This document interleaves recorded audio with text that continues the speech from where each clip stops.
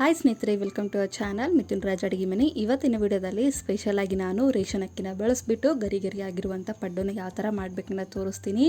ಬೇಗನೆ ಮಾಡ್ಕೋಬೋದು ಆ್ಯಂಡ್ ಈಸಿಯಾಗೆ ಮಾಡ್ಕೋಬೋದು. ರುಚಿ ಮಾತ್ರ ತುಂಬ ಚೆನ್ನಾಗಿರುತ್ತೆ. ವಿಡಿಯೋ ಸ್ಟಾರ್ಟ್ ಮಾಡೋಣ. ಬಟ್ ವಿಡಿಯೋ ಸ್ಟಾರ್ಟ್ ಮಾಡೋಕ್ಕಿಂತ ಮುಂಚೆ ನಿಮ್ಮಲ್ಲಿ ಹತ್ರ ಒಂದು ರಿಕ್ವೆಸ್ಟ್, ನನ್ನ ಚಾನಲ್ನ ಮೊದಲನೇ ಬಾರಿ ನೋಡ್ತಿದ್ರೆ ಪ್ಲೀಸ್ ಎಲ್ಲರೂ ದಯವಿಟ್ಟು ಸಬ್ಸ್ಕ್ರೈಬ್ ಮಾಡ್ಕೊಳ್ಳಿ.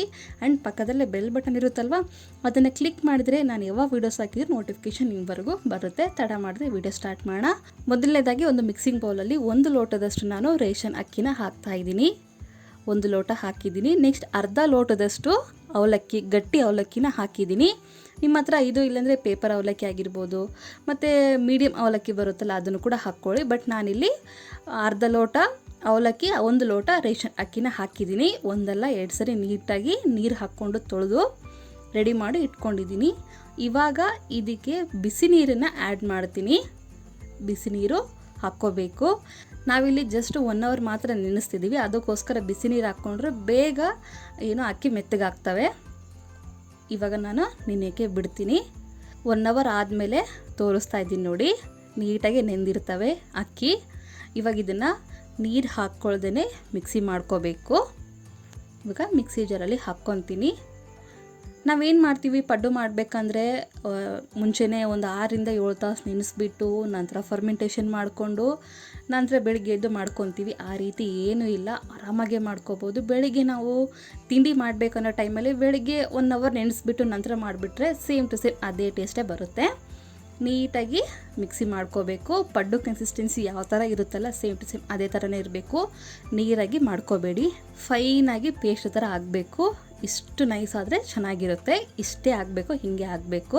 ಆ್ಯಂಡ್ ನೆನಪಿರಲಿ, ನೀರು ಆದಷ್ಟು ಕಡಿಮೆ ಉಪಯೋಗಿಸ್ಕೊಂಡೇ ರುಬ್ಕೊಳ್ಳಿ. ನೋಡಿದ್ರೆ ಇವಾಗ ಒಂದು ಮಿಕ್ಸಿಂಗ್ ಬೌಲ್ಗೆ ಹಾಕ್ತಾಯಿದ್ದೀನಿ.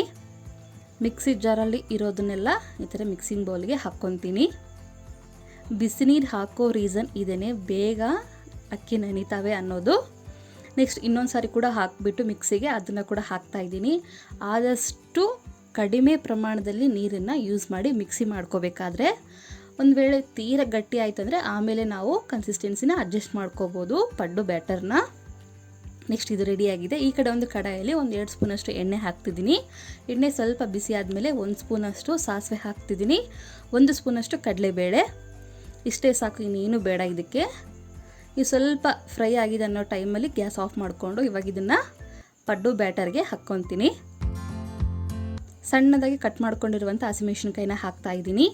ನೆಕ್ಸ್ಟ್ 2 ಮೀಡಿಯಮ್ ಈರುಳ್ಳಿನ ಸಣ್ಣದಾಗಿ ಕಟ್ ಮಾಡಿಕೊಂಡು ಹಾಕಿದ್ದೀನಿ. ನೆಕ್ಸ್ಟ್ 1 ಹಿಡಿಯಷ್ಟು ಕೊತ್ತಂಬರಿ ಸಣ್ಣದಾಗಿ ಕಟ್ ಮಾಡಿಕೊಂಡು ಹಾಕಿದ್ದೀನಿ.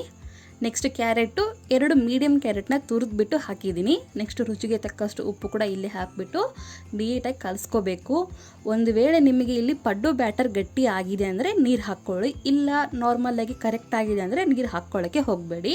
ಪಡ್ಡು ಮಾಡಬೇಕಂದ್ರೆ ಕನ್ಸಿಸ್ಟೆನ್ಸಿ ಸ್ವಲ್ಪ ಗಟ್ಟಿಯಾಗೆ ಇರಬೇಕು, ಅದಕ್ಕೋಸ್ಕರ ಹೇಳ್ತಿದ್ದೀನಿ. ನನಗಿಲ್ಲಿ ಬ್ಯಾಟರ್ ಕರೆಕ್ಟಾಗಿ ಆಗಿದೆ, ಎಲ್ಲವನ್ನೂ ನೀಟಾಗಿ ಕಲಿಸ್ಕೊತೀನಿ. ಉಪ್ಪು ಇಲ್ಲಿ ರುಚಿಗೆ ತಕ್ಕಷ್ಟು ಎಷ್ಟು ಬೇಕೋ ಅಷ್ಟು ನೋಡಿಕೊಂಡು ಹಾಕ್ಕೊಳ್ಳಿ. ಆ್ಯಂಡ್ ಸ್ಪೆಷಲ್ ಏನಪ್ಪ ಅಂದರೆ ನಾನು ಈನೋ ಯೂಸ್ ಮಾಡ್ತಿದ್ದೀನಿ. 1 ಪ್ಯಾಕೆಟ್ ಫುಲ್ಲು ಈನೋ ಹಾಕ್ಕೊಂಡು ನೆಕ್ಸ್ಟ್ ಅದ್ರ ಮೇಲೆ 1 ಸ್ಪೂನಷ್ಟು ನೀರು ಹಾಕ್ತಿದ್ದೀನಿ. ನೀರು ಹಾಕ್ಕೊಂಡು ಇನ್ನೊಂದ್ಸರಿ ನೀಟಾಗಿ ಕಲಿಸ್ಕೊತೀನಿ. ಈನೋ ಹಾಕಿದ್ಮೇಲೆ ಡೈರೆಕ್ಟಾಗಿ ಹಂಗೆ ಕಲಿಸ್ಕೋಬಾರ್ದು, ಸ್ವಲ್ಪ ನೀರು ಹಾಕ್ಕೊಂಡು ನಂತರ ನಾವು ಮಿಕ್ಸ್ ಮಾಡ್ಕೋಬೇಕಾಗುತ್ತೆ.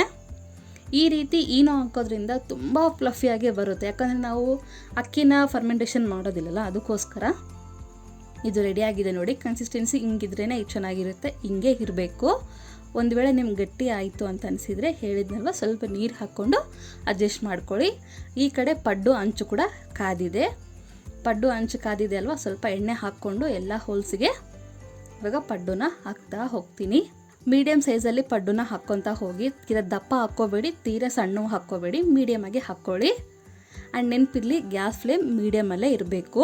ಪಡ್ಡು ಹಾಕಿದಾಗಿಂದ ಅಪ್ ಟು ತೆಗಿಯೋವರೆಗೂ ಮೀಡಿಯಮ್ ಫ್ಲೇಮಲ್ಲಿ ಇಟ್ಕೊಂಡೇ ಮಾಡ್ಕೋಬೇಕು. ನಾನಿಲ್ಲಿ ಎಲ್ಲ ಪಡ್ಡುನ ಹಾಕ್ಕೊಂಡಿದ್ದೀನಿ, ಜಾಸ್ತಿ ಕ್ವಾಂಟಿಟಿನಲ್ಲಿ ಹಾಕಿಲ್ಲ. ಸ್ವಲ್ಪ ಮೇಲೆ ಎಣ್ಣೆ ಹಾಕಿಬಿಟ್ಟು ಮೀಡಿಯಮ್ ಫ್ಲೇಮಲ್ಲಿ ಇಟ್ಕೊಂಡು ಇದನ್ನು ಬೇಯಿಸ್ಕೋಬೇಕು. ಲಿಡ್ ಕ್ಲೋಸ್ ಮಾಡಿ ಒಂದು 5ರಿಂದ 6 ನಿಮಿಷ ಇದನ್ನು ಬೇಯಿಸ್ಕೊತೀನಿ. ನೆಕ್ಸ್ಟ್ ಬೇಯಿಸ್ಕೊಂಡ್ಮೇಲೆ ಇನ್ನೊಂದು ಕಡೆ ತಿರುಗಿಸ್ಕೊತೀನಿ ಚಾಕು ಸಹಾಯದಿಂದ.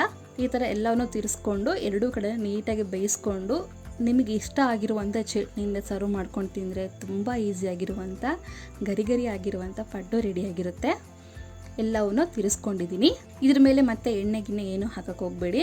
ಇನ್ನೊಂದು ಸೈಡ್ ತಿರ್ಗಿಸ್ಕೊಂಡ್ಮೇಲೆ ಒಂದು 2 ನಿಮಿಷ ಬೇಯಿಸ್ಕೊಂಡು ಸರ್ವಿಂಗ್ ಪ್ಲೇಟಲ್ಲಿ ಹಾಕ್ಕೊಂಡ್ರೆ ತುಂಬ ರುಚಿಯಾಗಿರುವಂಥ ಗರಿ ಆಗಿರುವಂಥ ಪಡ್ಡು ರೆಡಿ. ಈ ಪಡ್ಡುಗೆ ಕಾಂಬಿನೇಷನ್ ಆಗಿ ಶೇಂಗಾ ಚಟ್ನಿ, ಕೊಬ್ಬರಿ ಚಟ್ನಿ, ಟೊಮೆಟೊ ಚಟ್ನಿ ಯಾವುದಾದ್ರೂ ಚೆನ್ನಾಗಿರುತ್ತೆ. ಸಿಂಪಲ್ ಆಗಿ ಮಾಡ್ಕೋಬೋದು, ಬೇಗನೆ ಮಾಡ್ಕೋಬೋದು ಆ್ಯಂಡ್ ತುಂಬ ಚೆನ್ನಾಗಿರುತ್ತೆ. ಖಂಡಿತ ಟ್ರೈ ಮಾಡಿ ಅಂತ ರಿಕ್ವೆಸ್ಟ್ ಮಾಡ್ಕೊತೀನಿ. ಈ ರೆಸಿಪಿ, ಈ ವಿಡಿಯೋ ನಿಮಗೆ ಇಷ್ಟ ಆದರೆ ನನ್ನ ಚಾನಲ್ನ ಲೈಕ್, ಶೇರ್ ಆ್ಯಂಡ್ ಸಬ್ಸ್ಕ್ರೈಬ್ ಮಾಡ್ಕೊಳ್ಳೋದನ್ನು ಮಾತ್ರ ಮರಿಬೇಡಿ. ಓಕೆನಾ? ಮಿಥುನ್ ರಾಜ್ ಅಡುಗೆ ಮನೆ ಅನ್ನೋ ಚಾನಲ್ನ ಫಾಲೋ ಮಾಡಿ. ಮುಂದಿನ ವಿಡಿಯೋದಲ್ಲಿ ಮತ್ತೆ ಸಿಗ್ತೀನಿ. ಅಲ್ಲಿವರೆಗೂ ಟೇಕ್ ಕೇರ್, ಬಾಯ್.